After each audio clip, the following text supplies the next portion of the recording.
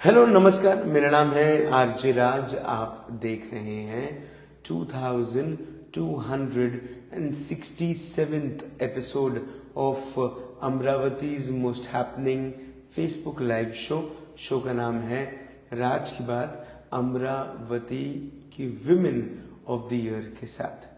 Really want to thank Parik Brother Jewelers presenting Raj Ki Baat Women of the Year in association with Dreams Hub।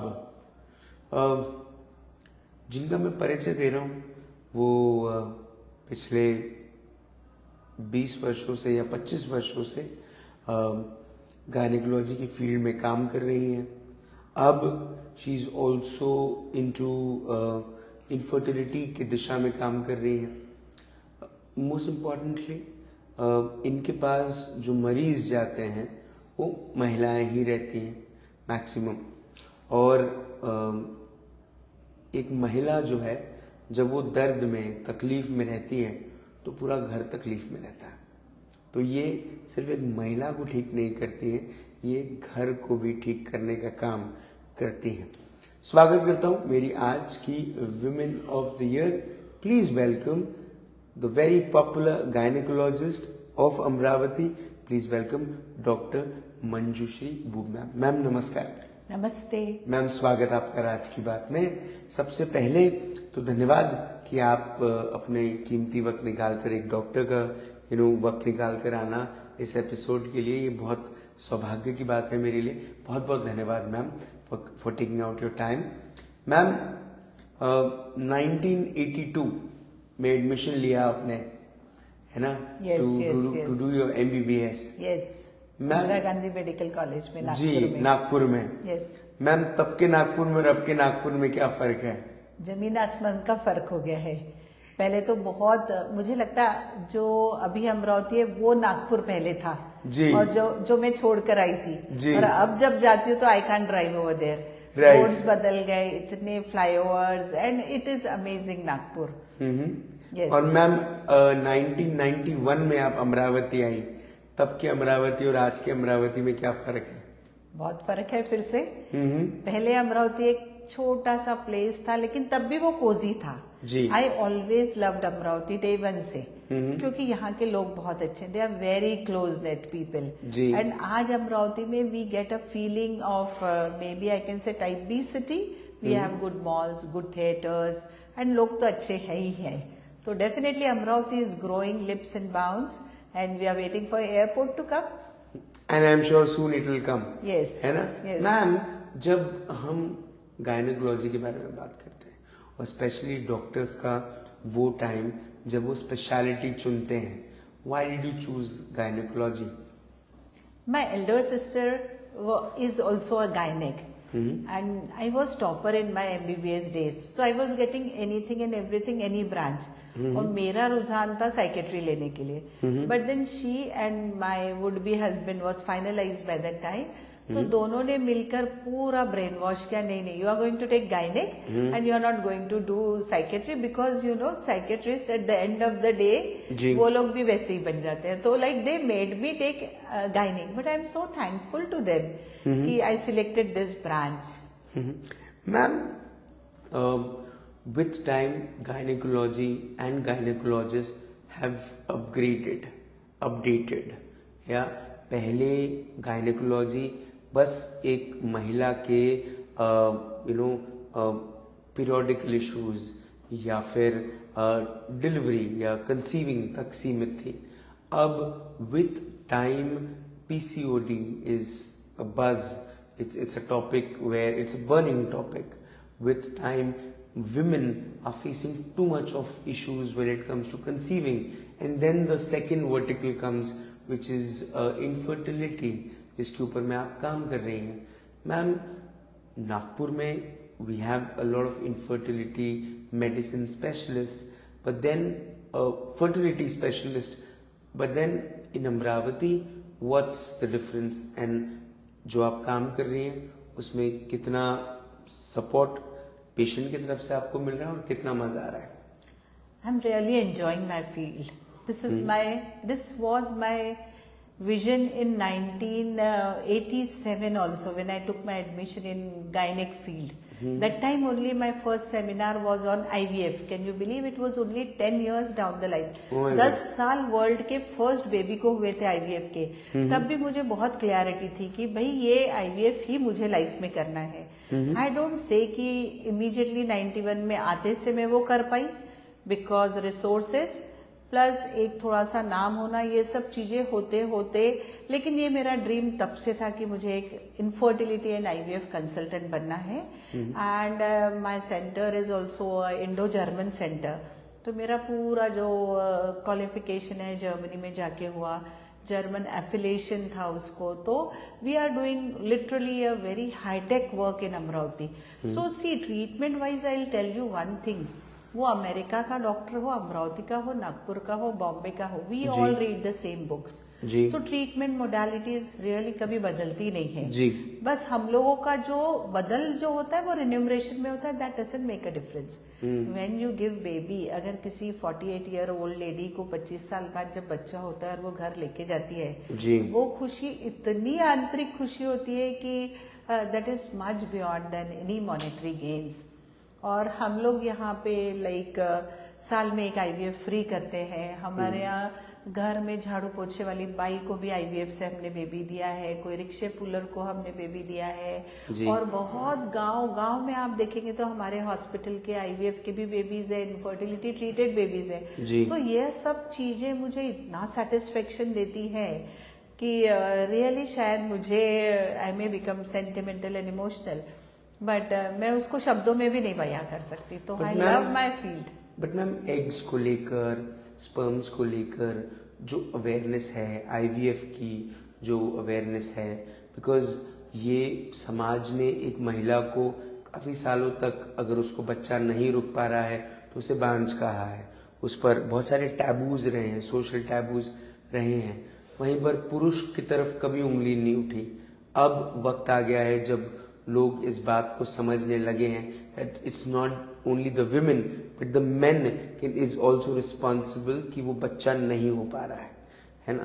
तो क्या sperms को लेकर, eggs को लेकर, IVF को लेकर अमरावती और अमरावती के आसपास जागरूकता है या उसके लिए भी बहुत तकलीफ जा रही है? नहीं, जागरूकता तो बहुत है. और हम लोग फ्री इनफर्टिलिटी कैंप भी बहुत करते हैं. लाइक हम लोग पेरीफेरी, दरियापुर, फिर परतवाड़ा, कारंजा, उससे भी इंटीरियर गांवों में जाके हमने काफी 200 से ज्यादा फ्री इनफर्टिलिटी कैंप्स हम लोगों ने किए हैं. और मैं बताती हूँ कि ये जो मेल अवेयरनेस या स्पर्म्स के बारे में अवेयरनेस, अब कपल साथ में ही आते हैं. प्लस कई बार ऐसा होता है कि अगर उनके सिर्फ 6 महीने शादी को हुए तो हम सीमेन के लिए नहीं बोलेंगे, तो खुद ही बोलते नहीं मैडम हमारा भी टेस्ट करा लीजिए. तो ये बहुत एक टूवर्ड्स पॉजिटिव चेंज आ रहा है इनफर्टिलिटी ट्रीटमेंट को लेके. और इसके लिए मैं आप लोगों का, मीडिया वालों का भी बहुत धन्यवाद देना चाहूंगी. सब कुछ गूगल पे है, सब कुछ यूट्यूब पे है, तो सभी लोग अब पहले समझ लेते हैं, देख लेते हैं. And I really like Google patient कि भाई सब आपको पता है, आप हमारे पास ट्रीटमेंट के लिए आए हैं, तो दे ऑल नो कि भाई हमको क्या क्या इन्वेस्टिगेशन कराना है, क्या ट्रीटमेंट मोडालिटीज़ है, किसके थ्रू हमको जाना है. तो बहुत सी चेंज हुआ है. जब मैंने 91 में अमरावती में प्रैक्टिस की तब भी मैं इनफर्टिलिटी के लिए बहुत डेडिकेटेड थी.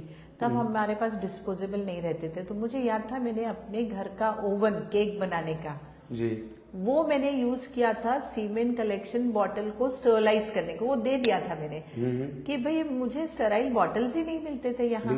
तो वो और इंट्रायूट्राइन इंसेमिनेशन में 91 में भी करती थी, जबकि वो तो हार्डली अवेलेबल थी चीजें. लेकिन एक माइक्रोस्कोप लेके मैंने ओवन में वो बॉटल स्टेराइल करके फिर उसको करके उससे भी बेबीज दिए थे वो टाइम में. तो लाइक तब से मैं आज देखूं तो टेक्निकली एडवांसमेंट तो सब लोग एक्सेप्ट भी कर रहे हैं और रेडी भी है सब ट्रीटमेंट के लिए. और it's a really good change. और अभी क्वालिफाइड भी लोग बहुत हो गए हैं. बट मैम, जैसे एक इशू है जो मैं शहरों में भी देखता हूँ, जिसको लेके एक्सेप्टेंस अभी तक नहीं आया है. वजह मुझे पता नहीं है, बिकॉज मैं शायद इस बात को उस गहराई से ना समझूं. मैं चाहूँगा आप उस पर रोशनी डालें. That specially menstruation, ma'am, pads, sanitary pads are used very commonly. Yeah, after Padman coming in the scene, now people understand more about sanitary pads. Yes, yes. But then, ma'am, menstrual cup, which is a more hygienic way for menstruation, for the menstrual cycle, and it doesn't create a vagina infection and things like that. Still, उसको लेके acceptance क्यों नहीं आ रही? देखिए क्या होता है, virgin girl के लिए मेंस्ट्रुअल कप यूज करना थोड़ा डिफिकल्ट हो जाता है, but after Is one it painful? Delivery Is it या that painful? Because you Okay. Have to insert in the vagina. Right. Vagina even doesn't enter the little finger. I know. And like वो जो एक है ना कि hymen should not get ruptured, जी. तो वह जो एक है लड़कियों के दिमाग में, तो वो कारण plus they are so hesitant. इतना ज्यादा हम लोग अगर प्रमोट भी करें तो वो लोग एकदम एक्सेप्ट नहीं कर पाते वो चीजों को, उनकी मदर्स भी एक्सेप्ट नहीं कर पाती हैं. But definitely once they have intercourse and once they are into like regular intercourse and married girls, they are readily doing it. I won't say कि गांव-गांव में इसका प्रसार हो गया है, लेकिन काफी लड़कियां और लेडीज अब मेंस्ट्रुअल कप की तरफ जा रही है, which is a good way. और मुझे लगता है दूसरी बात बहुत है कि काउंसलिंग हमारे पास है ना, अगर काउंसलिंग के टाइम है और हम उनको समझाते हैं तो वो लोग सब चीज करने को रेडी होते हैं. सिर्फ how you pass across the things to the patient, that also makes a difference. Ma'am, एक गायनेकोलॉजिस्ट के साथ राजस्थान जयपुर में एक हादसा हुआ. IMA ने उसको सपोर्ट किया और it was a black day for all the gynaecologist in the country. आप उस पूरे विषय को किस तरह से देखते हैं और क्या अब पेशेंट्स ने डॉक्टर्स के प्रति उस किस्म की ह्यूमैनिटेरियन आइज या विजन रखना चाहिए? ये तो मैं बोलूंगी सबसे दुनिया का सबसे बुरा दिन था. इसलिए नहीं कि गायनेकोलॉजिस्ट के ऊपर हल्ला हुआ. आप सभी ने ये जानना चाहिए कि एक पुरानी कहावत है कि बच्चे का जन्म ये माँ के लिए दूसरा जन्म होता है. बिल्कुल. तो आप सभी को पता है कि भाई प्रेगनेंसी एंड डिलीवरी ये एक कॉम्प्लिकेटेड चीजें हैं. ये इतनी सीधी नहीं है कि बस रह गया और डिलीवरी हो गई. So much of labour pain, so many complication during pregnancy, इतने सारे जटिल समस्याएं वो 9 महीने में होती है. वह सबको ठीक करते हुए भी हम अगर डिलीवरी तक के पहुंचते हैं, डिलीवरी के वक्त में कभी ऐसा हो सकता है कि बच्चा नीचे नहीं सरके, उसकी धड़कन कम ज्यादा हो जाए, जो कि कोई ना गायनेकोलॉजिस्ट का फॉल्ट है, ना लेडी का, ना घर वालों का. ये तो नैसर्गिक चीज है जी. है ना. इसमें 100 आउट ऑफ 100 कैसे मिलेंगे आपको? यह कोई गणित का सब्जेक्ट नहीं है. यह तो हर एक का individual how they go in labour. जैसे डिलीवरी के टाइम बच्चे की धड़कन कम ज्यादा हो जाना, या माँ को बहुत ज्यादा ब्लीडिंग होना, माँ के लंग्स में कुछ एम्बुलेंस चले जाना और उसकी डेथ हो जाना. स्मिता पाटिल की डेथ वो बेस्ट हॉस्पिटल में थी. 67 बॉटल ब्लड उसको रेडीली अवेलेबल था. पूरी दुनिया की प्रेयर्स इसके साथ में थी, लेकिन क्यों नहीं बचा पाए? क्योंकि यह कॉम्प्लिकेशंस होते हैं. ये it is a part of treatment, यानी नो वन डज इट, लेकिन ये होने हैं इसीलिए तो लिखे हुए हैं बेटा. तो ये तो होते हैं ना. तो हम लोग जब हमारी घर की महिलाएं, सभी से मैं कहना चाहूंगी, जब हमारी घर की महिला, हमारी वाइफ, हमारी बीवी या हमारी बेटी प्रेग्नेंट होती है, वो 9 महीने आप ध्यान रखिए. और वो 9 महीने ध्यान रखने के बाद जो जो चीजें बताई जाती हैं उस पर बहुत ध्यान रखिए. जैसे हम बोलते हैं नमक कम खाओ, मत खाओ, सॉल्ट शुगर रिस्ट्रिक्शन करो, बहुत आप ट्रैवल मत करो, क्योंकि ये कॉम्प्लिकेशंस हम लोग रोज देखते हैं. इसीलिए आपको बताते हैं. अगर आप वो लोग फॉलो करेंगे ना तो आई विल टेल यू ये 1 लाख में 1 केस होगा. बिल्कुल. लेकिन अगर आप फॉलो करें, बहुत बार हम लोग देखते हैं बेबी शावर इतने बड़े लेवल पे हो रहा है. मैं कभी कोई बेबी शावर अटेंड नहीं करती. I am just against it, क्योंकि उस दिन वो इतना ज्यादा एक्टिविटी, फोटोशूट, इतना डांस, ये सब होता है. Let the baby come out and then rejoice. यह एक चीज मैं सबको बोलना चाहूंगी कि भाई आप प्रेयर्स करिए, पॉजिटिविटी रखिए, प्रेयर्स करिए, do everything but not enjoyment and celebration before the baby is born. है ना. तो ये बेबी शावर के बाद सबसे ज्यादा नेक्स्ट डे पेशेंट हमारे पास आते हैं. प्रीटर्म लेबर हो गया, या बच्चे की मूवमेंट कम हो गई, या कोई लीकिंग शुरू हो गया, पानी चला गया और नेक्स्ट डे बेचारी डिलीवरी भी हो गई, प्री मैच्योर डिलीवरी हो गई. तो कई बार हमारा कॉम्प्लिकेशन हमारे कारण भी होते हैं, हमारे यानी पेशेंट को जो हम बताते हैं वो नहीं सुनने के कारण भी हो जाते हैं। मैम एक तो कॉम्प्लिकेशन और जिस पे मैं बात करना चाहता हूँ, और वो है भारत डायबिटीज का कैपिटल बन चुका है, और with the lifestyle people are living, the momos generation, will they be able to become mothers and fathers in the coming time? इतना एक्सीलेंट क्वेश्चन आपने पूछा and very close to my heart. आज मैं देखती हूँ 91 में जब प्रैक्टिस शुरू की मेरे पास हार्डली कोई डायबिटिक आता था, और जब मैं 2024 की बात कर रही हूँ हार्डली कोई नॉर्मल ग्लूकोज वाला रहता है। और उसका रीजन भी हम बिल्कुल एक्सरसाइज बचपन में ही नहीं करा रहे हैं, उनको सिर्फ पढ़ा रहे हैं, एक जगह पे बिठा के रख रहे हैं, plus all wishes to be fulfilled. वो आलू पराठा हो, पास्ता हो, पिज्जा हो, बर्गर हो, मोमोज हो, चाइनीज, सबका कंटेंट अगर आप देखेंगे तो क्या है, मैदा बेस्ड है, which is a rapidly increases glucose level. और वही बच्ची जब बड़ी होती है उसको तो हमने संस्कार वही दिए ना वो खाने के, जब वो बड़ी होती है शी इज ओबीस। जैसा आपका क्वेश्चन था पॉलीसिस्टिक ओवरी, वो भी लाइफस्टाइल डिजीज है because of no exercise and all this junk food. तो पॉलीसिस्टिक ओवरी हो गई, then she doesn't become a pregnant, then हमको ट्रीटमेंट देना पड़ता है, प्रेगनेंसी होती है और वो डायबिटिक हो जाती है। और ये सर्कल कहाँ से शुरू हो रहा है, वही मदर जब फिर से प्रेग्नेंट होती है उसको बेबी को फिर से वही सर्कल में जाना पड़ता है। एंड वी कैन रियली, हम लोग इसको बिल्कुल रोक सकते हैं, ये हमारे और आपके हाथ में है। हम लोग गाइड कर सकते हैं, और आप एज अ पेरेंट्स 1 घंटे की एक्सरसाइज आप अपने बच्चे को बचपन से दीजिए। फास्ट फूड डे फिक्स कर दीजिए आप, महीने में 1 बार, 15 दिन में 1 बार, ऐसा सब करिए। और उसके बाद में अगर एक्सरसाइज और आपका ये डाइट बराबर मेंटेन रहा तो उनके ग्लूकोज लेवल काफी कम हो जाएंगे, वो आगे जाके डायबिटिक होंगे ही नहीं। डॉक्टर मंजुश्री बूब अपने पेशेंट द्वारा पानीपुरी खाते हुए कितनी बार पकड़ी गई हैं आज तक?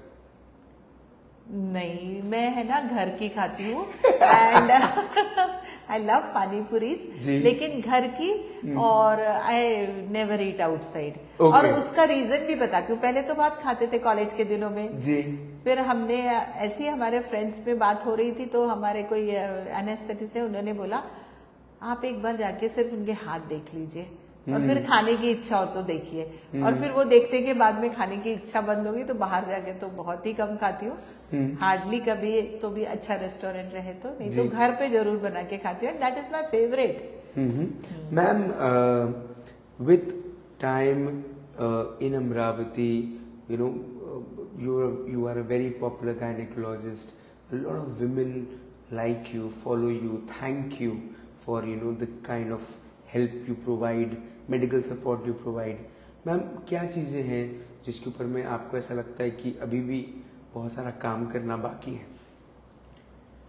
बहुत सारी चीज़ें, जैसे मैंने बोला ना कि एक बहुत अच्छा डाइट लाइफस्टाइल मॉडिफिकेशन पे मुझे लगता है बहुत सारा काम करना है। हम लोग एजुकेशन पे बहुत ध्यान दे रहे हैं, lifestyle. Secondly counselling of patient.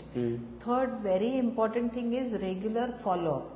अगर आप देखेंगे 35 की एज से अगर आप रेगुलर फॉलोअप करते हैं, कैंसर भी एक बड़ा किलर है, तो कैंसर का अगर हम रेगुलर चेकअप्स रखते हैं, वह एक फील्ड है जहाँ पे हम लोग प्रिवेंट कर सकते हैं। कुछ हमारे टेस्ट ऐसे हैं कि 10 साल बाद होने वाला कैंसर हम डायग्नोज कर सकते हैं और उसको ट्रीट भी कर सकते हैं, तो उसके लिए रेगुलर फॉलोअप। फिर इनफर्टिलिटी हो ही नहीं उसके लिए भी एक काउंसलिंग सेशन बहुत जरूरी है, क्योंकि आई डोंट वांट कि मेरा पेशेंट मेरे पास इनफर्टिलिटी लेके आए, मैं उसे बेबी देना चाहती हूँ विद देयर ओन फर्टिलिटी। अगर वो शादी जल्दी कर ले, बायोलॉजिकल एज को फॉलो करे और वो लोग प्रेगनेंसी डिले नहीं करे, ये बहुत अच्छा एक इम्पॉर्टेंट मैसेज देना चाहूंगी। जैसे आपको पता है आपकी एज जो भी है XYZ मेरी एक एज है, वैसे ही हमारे अंदर के ऑर्गन की एज होती है जी। ओवरी का एज है, वर्किंग ईयर्स ऑफ लाइफ अगर देखेंगे तो मे बी 16-17 साल से शुरू होगी, 35 में कम हो जाएगी, 40 में बंद हो जाएगी। आज की जनरेशन वो लोग पढ़ाई और career settlement which is also important, वो सब करते करते 30-32-34 तक के तो शादी नहीं करती जी। फिर प्लान करने में हमको एंजॉय करना है 2-3 साल, या सेटल होना है या घर लेना है, वो सब चीज, तब तक के उनका ओवरी का काम करना एकदम कम हो जाता है। और फिर ऐसा होता है स्पर्म काउंट कम हो जाते हैं, फिर हमको इनफर्टिलिटी का एक्टिव मैनेजमेंट, IUI या IVF की तरफ बढ़ना पड़ता है। तो ये सब चीज़ें ना हो तो मैं पक्का सब लोगों को बोलना चाहूँगी, follow your biological age. Your first child should be before the age of 30।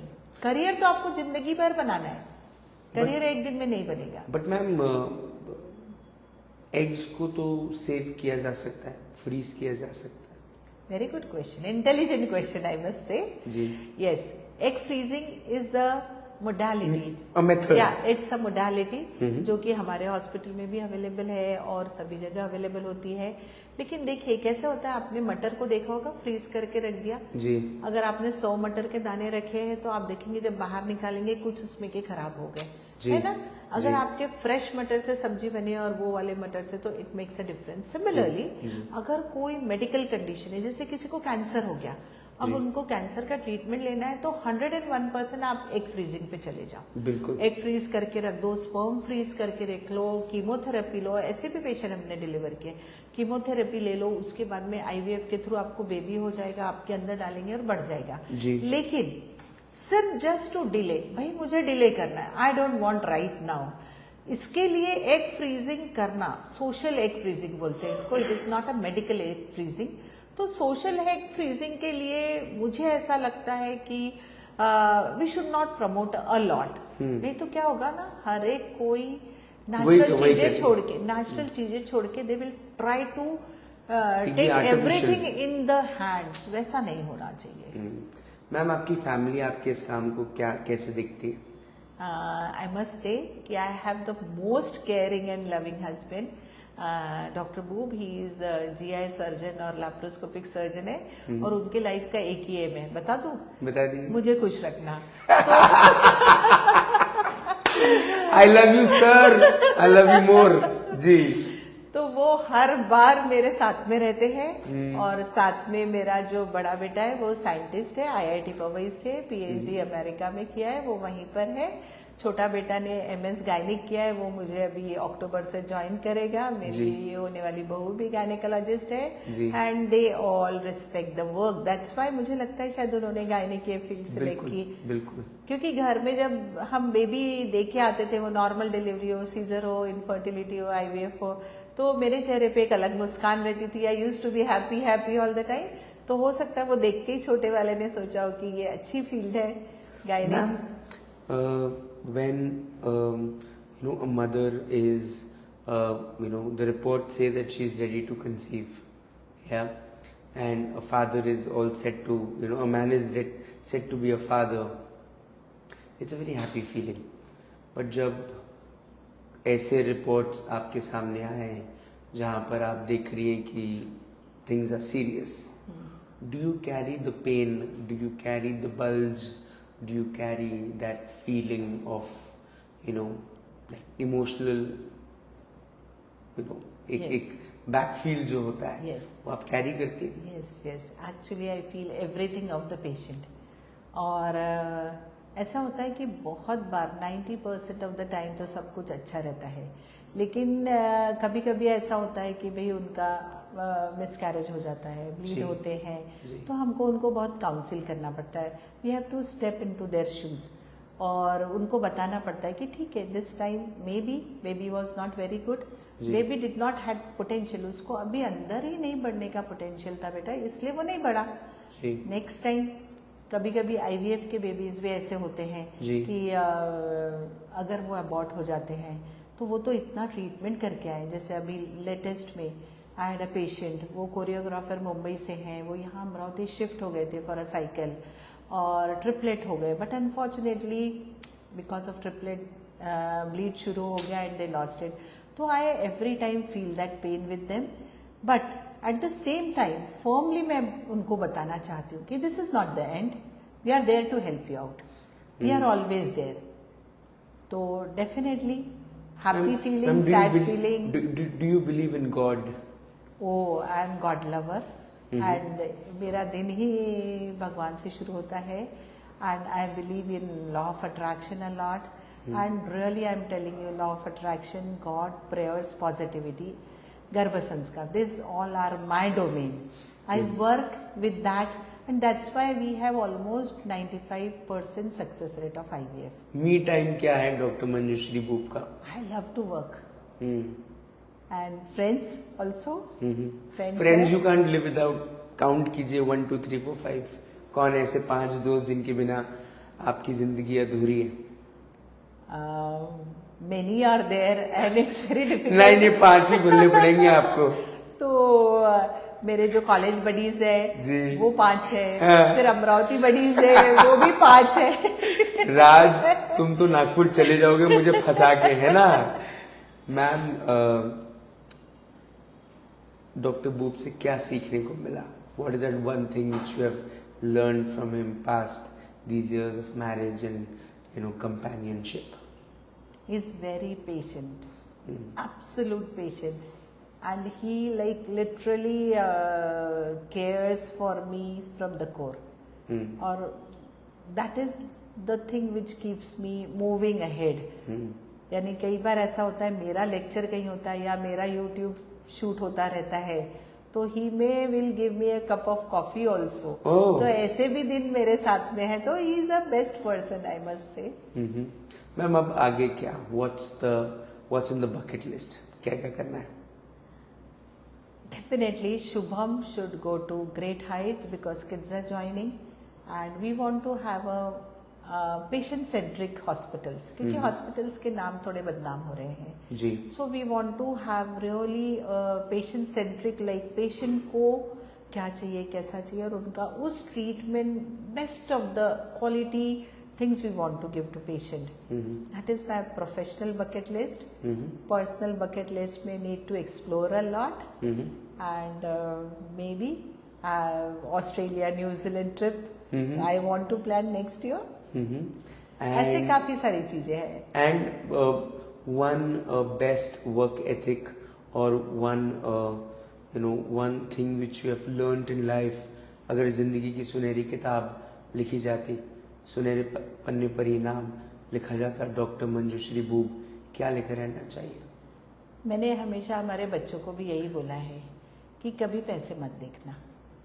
अगर पेशेंट आता है उसके never see the pocket of patient, see the disease of patient, treat it, money follows you. तो हमेशा वह चीज मैं चाहती हूँ कि पेशेंट जितना भी गरीब से गरीब हो वो भी क्वालिटी ट्रीटमेंट ले, जो कि शायद अंबानी भी रिसीव करता हो। बिल्कुल। तो ये मेरा वर्क एथिक है जी। तो I think we should follow that. Ma'am, amazing journey, and I think एक जवाब ने तो मैम मेरा दिल बाग बाग हो गया। और you know I think wives who get a husband who cares so much about a wife and lives and loves the wife, I think and lives for the wife is one of the most beautiful thing. And I think a lot of wives out there might be really jealous कि उन्हें ऐसा पति क्यों नहीं मिला, लेकिन ma'am, good things happen with good people. Oh, thank you so much. Yeah, it's a compliment. So I much. think I really wish and pray आप जिस ऑब्जेक्टिव से, आप जिस पर्सपेक्टिव से, आप जिस थॉट से इतने वर्षों से काम करते आई हैं, आने वाले वक्त में आप और अच्छा काम करें। ईश्वर आपको बहुत शक्ति दे। आपका जो समर्पण है समाज के प्रति, अपने पेशेंट्स के प्रति, वो तारीफ़ काबिल है। Wishing you all the very best and may God bless you and I see you always smiling like this. Thank you for being on my show, and thank you for being a Superwoman of the Year, not just for this year but all the years coming. Oh, thank you so much. Thank you. I must thank Parekh brothers, whom I know since my childhood. मेरा residence बिल्कुल उसके बाजू में है. Mrs. Rekha Doshi also. Yes, and Rekha is like a very good friend of mine. And I'll tell you, I cherish all good memories with Parekh brothers. कि मेरी शादी की ज्वेलरी, उनका रोज घर पे आना, sit with my father, and my father is like a figure, he's a god to me. तो वो सब बातें, पता है, ये एक शो ने मुझे इतना नॉस्टैल्जिया दिया है.